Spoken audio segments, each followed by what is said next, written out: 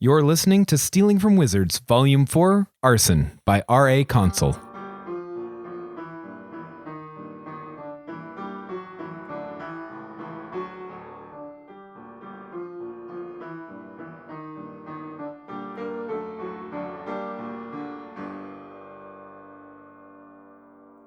Chapter 26, Grand Larceny. Dragons consider any treasure they see to be theirs. It is impossible to convince them otherwise. The following pages are techniques which have shown some success in encouraging a dragon to allow portions of what they believe to be their hoard to be kept in the care of others. But, in general, it is advisable not to let a dragon see anything you do not wish them to claim. He knew he was going the wrong way. A good robbery required preparation, and the orphanage did not have the tools he needed on hand. First things first, he needed to burgle a hound. He overtook the contingent of redcoats on their way up Zephyr Way back to Bytown, and flew over countless people on their way out. Refugees from the city, mostly on foot. Those with the means had driven themselves to safety, but many didn't have cars or carriages, and nobody was taking to the sky with dragons flying around. Also, there was safety in a crowd. Strays and wizards alike herded along the ferry road, carrying what they could of their lives on their backs, heading for the nearest towns, which would be ill-equipped to handle the exodus from the realm's largest city. Some shouted warnings up at him, as though the flames and lightning visible above the city weren't warning enough. He sat down in the lower city. Bytown Market was deserted. The stalls and shops he'd spent his youth stealing from were abandoned. The crowds of pockets he'd once picked had fled for their lives. He could have gone on a crime spree right there, filling his bag with the finest goods the Three Kingdoms had to offer and disappearing down Detritus Lane to live safely in hiding. He was tempted.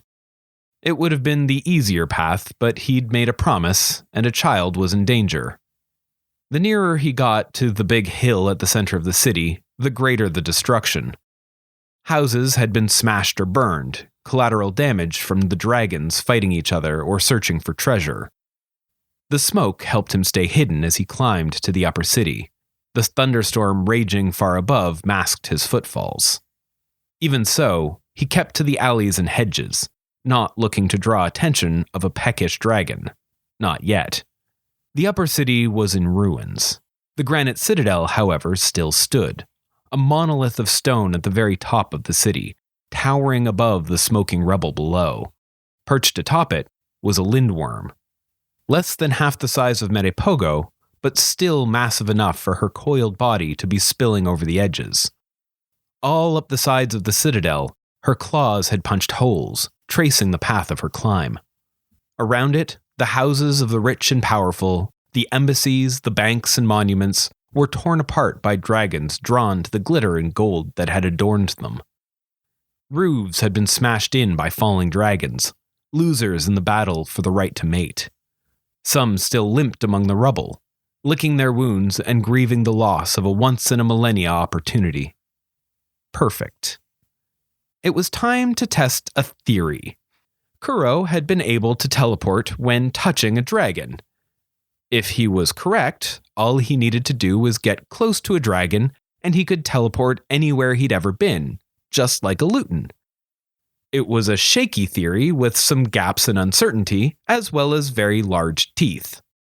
Kuro crept up to an injured male. His wing was torn, and he looked up at his fellows still fighting above with anger and jealousy. A moment of focus was all Kuro should need. He pictured his destination, felt himself already being there, and stole a drop of the creature's power. The dragon startled and snapped at Kuro's touch, but the boy was gone before the jaws clamped down. He felt himself stretch like an elastic band and snap back into place. Teleporting was disorienting, but not nearly so bad when he wasn't bringing a boat with him. He checked himself in his surroundings. He hadn't left his clothes behind, he still had his bag, and he landed on target. Dubois' office was much the same as Kuro remembered it from his previous visits. The chair was a bit more worn, the coffee stains on the desk a bit more plentiful. The piles of unattended paperwork were perhaps a bit larger. The thing that was new, the reason Kuro was there, was a very old sword in a slightly tattered scabbard. Kuro reclaimed Excalibur, still waiting patiently for the old kingdoms across the sea to agree on what to do with it. He wrapped the sword belt around his waist and cinched it as tight as it could go. The tip of the scabbard dragged on the ground. He considered whether he'd be able to teleport with it. He'd been reluctant to hand it over. Why? Because it belonged to him. It had been a gift. More than a gift, a prize. He had earned it. If that didn't make it his, what did? This seemed a fine thread of logic to convince himself that the sword was his. He just hoped the sword agreed. If not, the next blink would be troublesome. Leaving the office took preparation. Talon Dubois had a habit of removing the windows and doors from his office whenever he left. Kuro would need to make a hole. He drew the blade of King's and slashed at the wall. It cut easily through the stone, but it turned out swinging a sword was harder than the knights made it look. He made a gash, but a shallow one at an inconvenient angle. He sacrificed drama for expedience and used it more like a bread knife, sawing through the stone a few inches per stroke.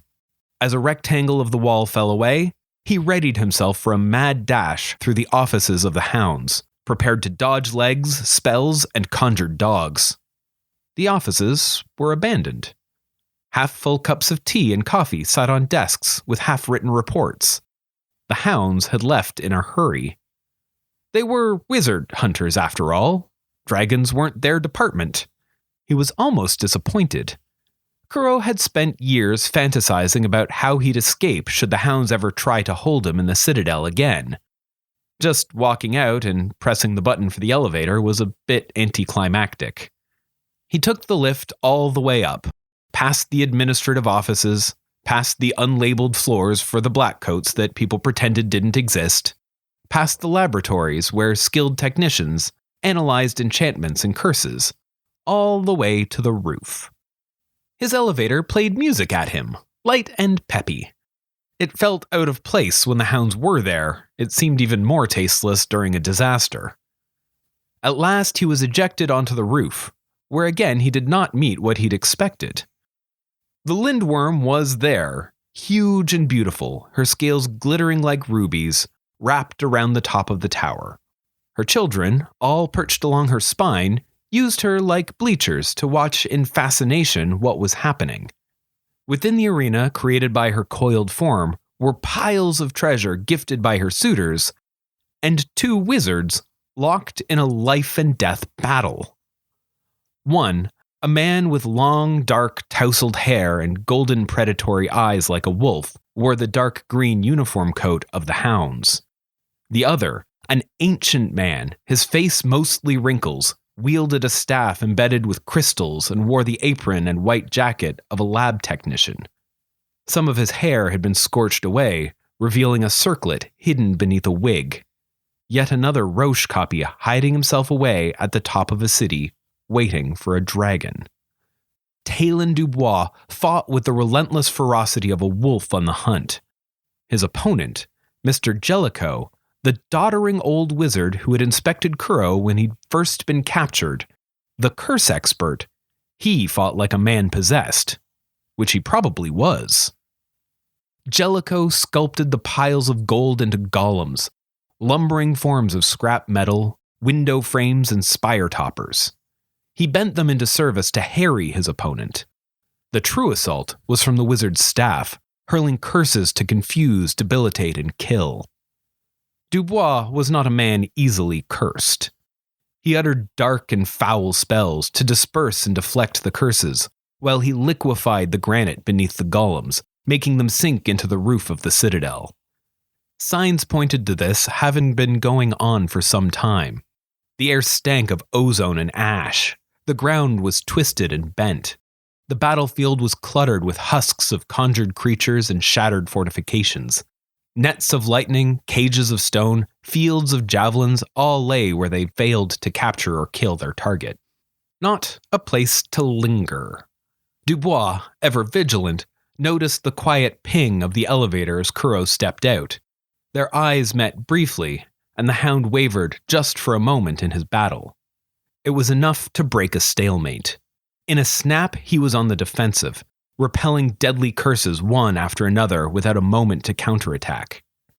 This was troublesome. Kuro was now involved. If Dubois died here, it would be his fault. Arthur would be so upset with him. "Excuse me, miss," he shouted to the dragon. "I'm very sorry to bother you, but the wizard with the white hair is going to try to curse you." "Is he now?" The reaction was huge and mirthful, her thoughts echoing through the minds of the wizards like laughter of a full stadium. "How droll." She reached over to the withered old wizard with one enormous claw and flicked. He flew across the roof and bounced off the dragon's scaly body on the far side, then lay on the ground groaning. Dubois, not one to let complete and utter shock slow his response, loped across and peeled the circlet from the shattered old man. "What of the other one, strange Luton?" asked the dragon, preparing a similar treatment for Dubois. He's a wizard hunter," said Kuro. "He doesn't much care about dragons, I don't think." "Strange things, wizards," she said. Dubois had a look like he was ready to start a lengthy interrogation out of habit. Questions like, "What are you doing here? How did you get here? Why do you seem comfortable having conversations with dragons the size of apartment buildings?" formed at the tip of his tongue. Due to the situation, he settled on a briefer version as he dragged the crumpled form of the circlet-free Mr. Jellicoe away from the impossibly large monster. "The dragon can talk?" "Yep." The hound took a moment to recalibrate. "Thank you for your help. We'll be going now, if that's all right with you." "A pleasure making your acquaintance, I'm sure." The dragon laughed at the tiny man begging her leave. She settled back down to make a better roost for her children. Kuro jogged over to the ruby scales of the dragon.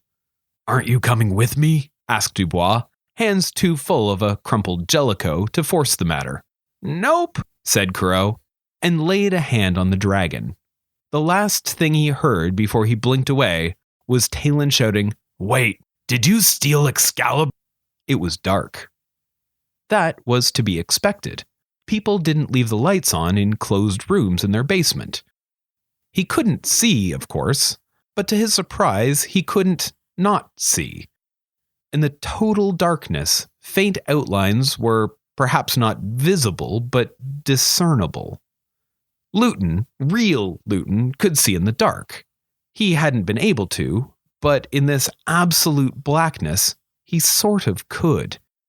He thought that maybe his time in Merepogo's presence had soaked into him just a little. It wasn't enough to navigate, so he drew upon the other power he'd gained on Avalon, the great and terrible magic of wizards. He struggled, but after a minute or so, he was able to conjure a small, flickering light. Wealth accumulated over centuries glittered in the unsteady glow. The vault beneath the summer palace was just as he remembered. He pillaged. Money was a fickle thing. It belonged to whoever had it. The moment it changed hands, it changed owners. He knew it in his bones as a pickpocket. Money didn't care if it was stolen. It changed loyalty as fast as it changed wallets. Maybe one day he'd apologize to Marie. Maybe one day he'd return her kingdom's treasury. Maybe she'd understand and forgive him. These were all eventualities that relied on him surviving the day, so he didn't dwell on them. Instead, he let himself be grateful that his bag stayed the same weight no matter how full it got, and busied himself with the happy task of breaking out. There was no latch or lever on the inside of the vault to open the door. Poor safety protocol, in Kuro's view. What if someone got themselves stuck inside and couldn't get out? It should have an emergency release. Fortunately, Kuro had known of this issue from his previous visit to the vault, and had brought a key, in a manner of speaking. He drew Excalibur and cut through the thick steel rods that held the door closed. Enchantments sizzled as the ancient blade sliced through, popping and flaring as their magic failed. The vault door swung open, and alarms blared. Ah, yes, that made sense. Good security protocol. The vault being opened from the inside wasn't exactly standard practice. He didn't worry too much about it. Until he heard metal-clad feet running. The Summer Palace, unlike the Granite Citadel, was not abandoned. Elder Knights and the staff had taken refuge in the labyrinth beneath the palace. "We've been robbed!" shouted Sir Bors, arriving to find the vault largely cleaned out. Kuro heard the cry through the halls, but was evacuating himself as fast as possible. He clambered out of the labyrinth up a narrow set of stairs, out from a passage hidden behind a suit of armor, and into the hallway of rooms for the knights. Outside, a conversation was happening. He could only hear one side of it, because sound does not pass through walls as easily as thought. They were the thoughts of a lindworm, huge and full with the certainty of centuries. "You would challenge me, little wizard. How brave, how foolish." Kuro ran along abandoned hallways teeming with the trophies of the kingdom. One was dedicated to the slaying of dragons. Taxidermied heads hung alongside tapestries depicting the great victories over what it turned out were animals collecting trinkets with which to woo a mate. It seemed much less virtuous in that context. "I'm sitting on top of your house?" the dragon said with a sense of caustic amusement. "You built it on top of my house." It sounded like Marie was picking a fight with a lindworm. If she was, she would need his help to, well, do something. He reached the steps to the tower and started to climb. Round and round, up and up. "You would try to negotiate with me?" the dragon roared. "You are but a flea coated in stolen gold. What could you hope to offer me?" Kuro reached a window and was finally able to see what was happening. The palace courtyard was a disaster.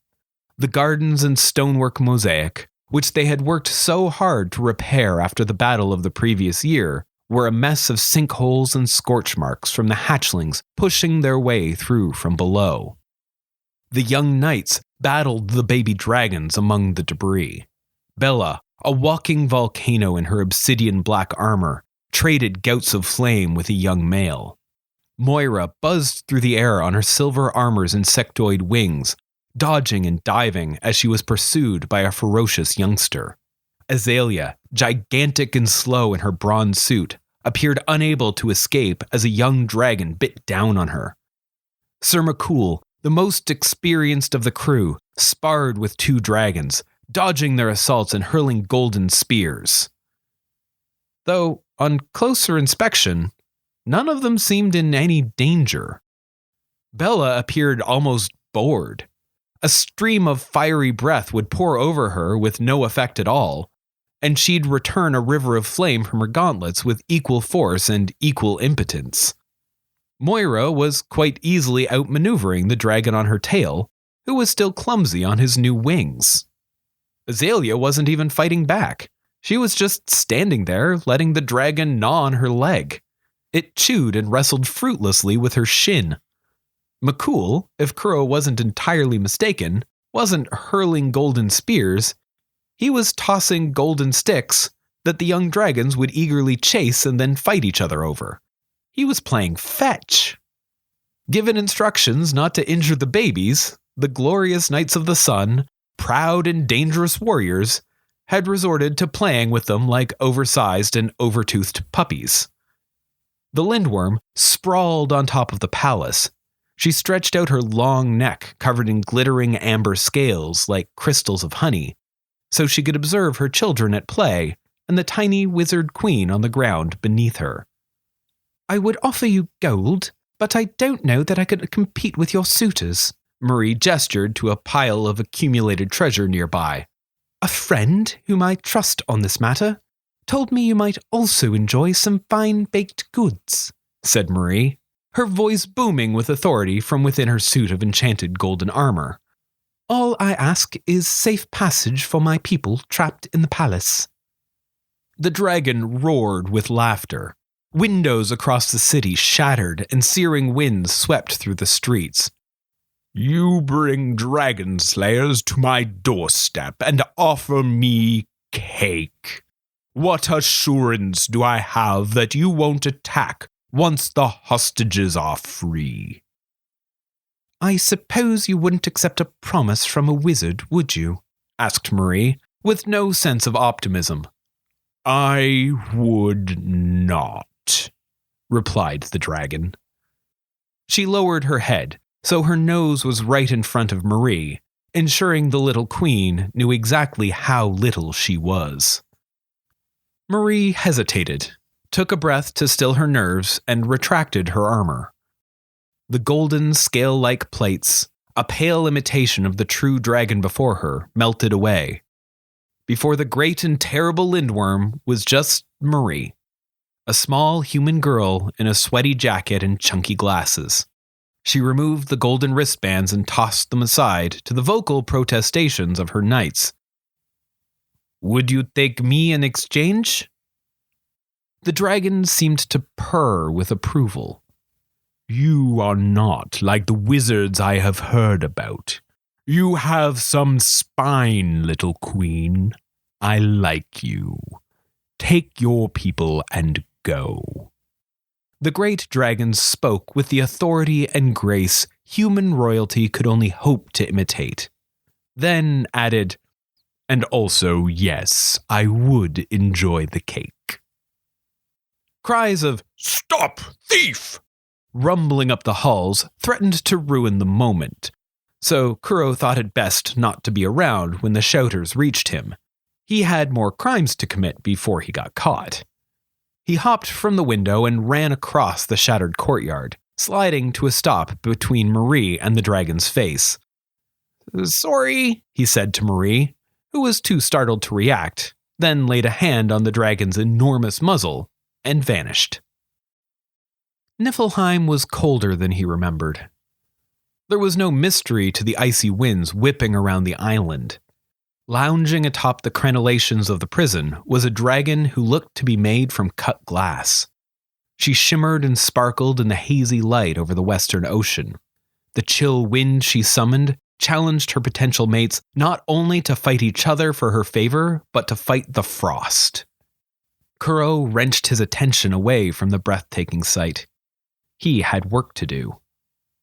After picking the lock on the side door of the prison, he slipped inside.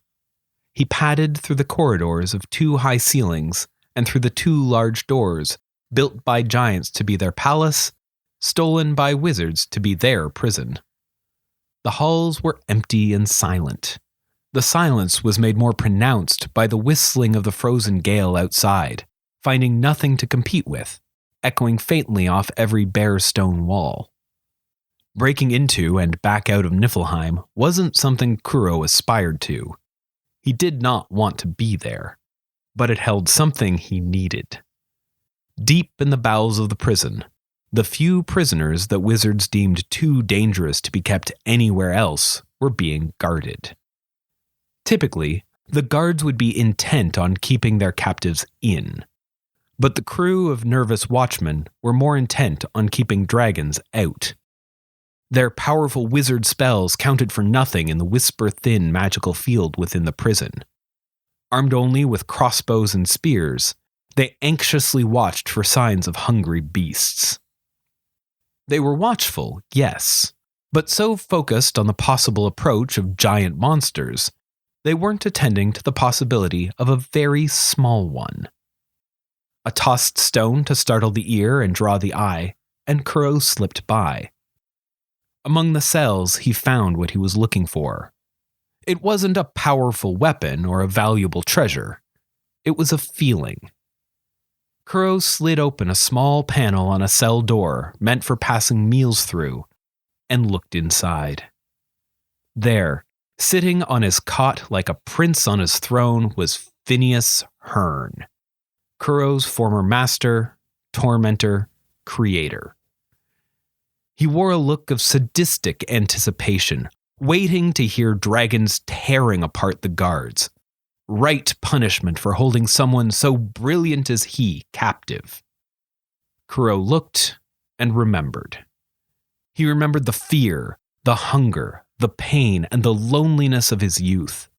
He remembered the depth of sadness he had been drowned in, never knowing there was anything else to breathe. He remembered feeling small and worthless. And he remembered that man's laugh, the joyless, cruel laugh that came only at the expense of others. Kuro left feeling heavy. He climbed the steps to the warden's office, shouldering the burden he'd reclaimed. It wasn't upsetting to find the room had been shattered by the dragon. He slid down the rubble, onto the rolling hills of crystal shards that was the Niflheim dragon, steeled himself for what he had to do, stole a sliver of her magic, and vanished. Thank you for listening to Stealing from Wizards. If you liked our show, please consider rating or reviewing on iTunes. If you want to support this podcast or just can't wait for the next chapter, the full book is available on Amazon, Kobo, and Indigo. Our theme music was written by Camille Saint-Saëns, transcribed by Franz Liszt, performed by Rebecca Verdun, and used with permission. This episode was produced by Jim Tigwell.